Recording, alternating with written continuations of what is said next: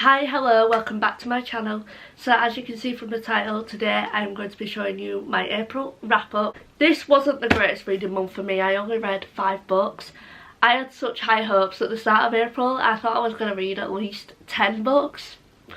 Read half of that, so I only ended up reading, I think, 3 books on my TBR, which is not great. I put so many books on my TBR and in the video I was like, oh my god, I'm going to read them all because I have so many video ideas. That didn't happen because I ended up in a little bit of a slump after I filmed that video actually. But I'm back in my reading mood. If you all enjoyed this video, give it a big thumbs up. Remember to like and subscribe. I started off the month so strong.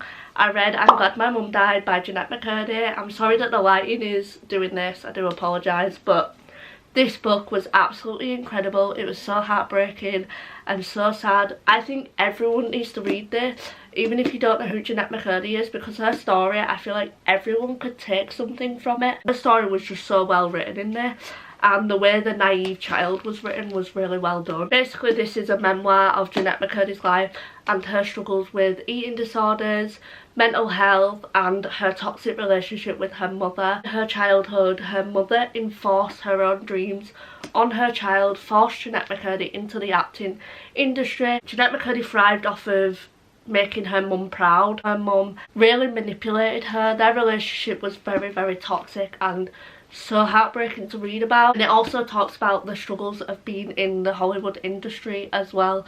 This was just incredible and I think everyone should read it. I rated this 5 stars. I don't feel comfortable rating memoirs, but I couldn't not rate this because this was absolutely amazing. The next book I read this month was The Do-Over by Lynn Painter.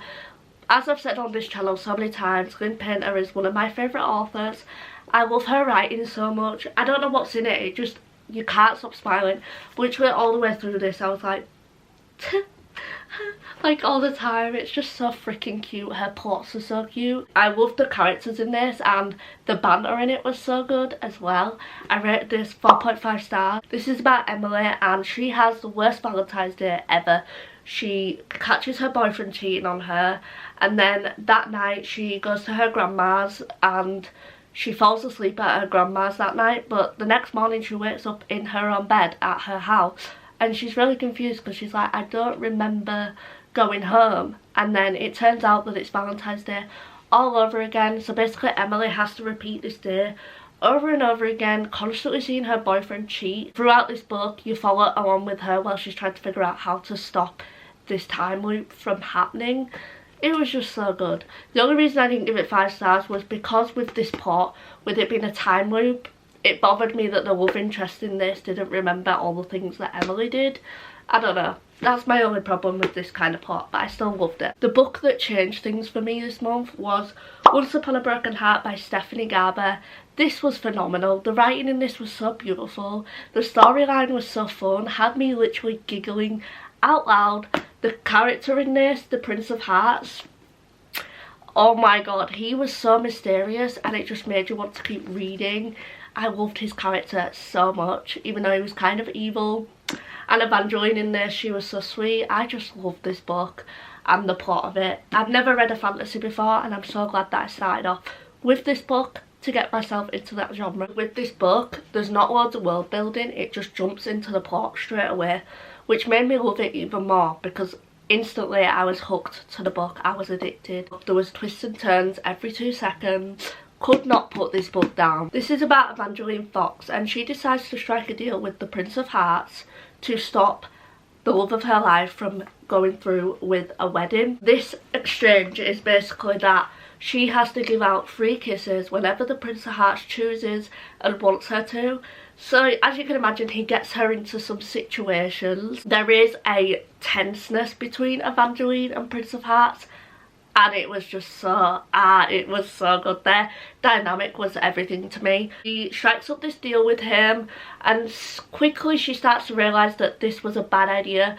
Making a deal with the Prince of Hearts is always gonna have consequences. If you haven't read this yet, please do. It is the best book I have ever read. This book actually has my heart. If I could live in a book, this would be it. It was so magical, so fantastic. I am starting the next book soon, and I cannot tell you how excited I am to start it. Like, this ended on a cliffhanger and I need to know what's gonna happen. Getting into a book I hated. The House Across the Lake by Riley Sager. If you want to see my full opinions on all these books, I did a video where I read Haley Thomas' 5-star read. I did not enjoy this book. I give it 2 stars.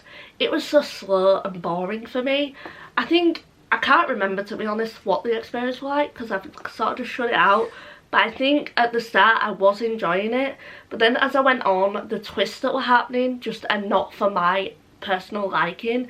But I give it 2 stars because I can see why some people would enjoy this book if you enjoy them kind of twists in books.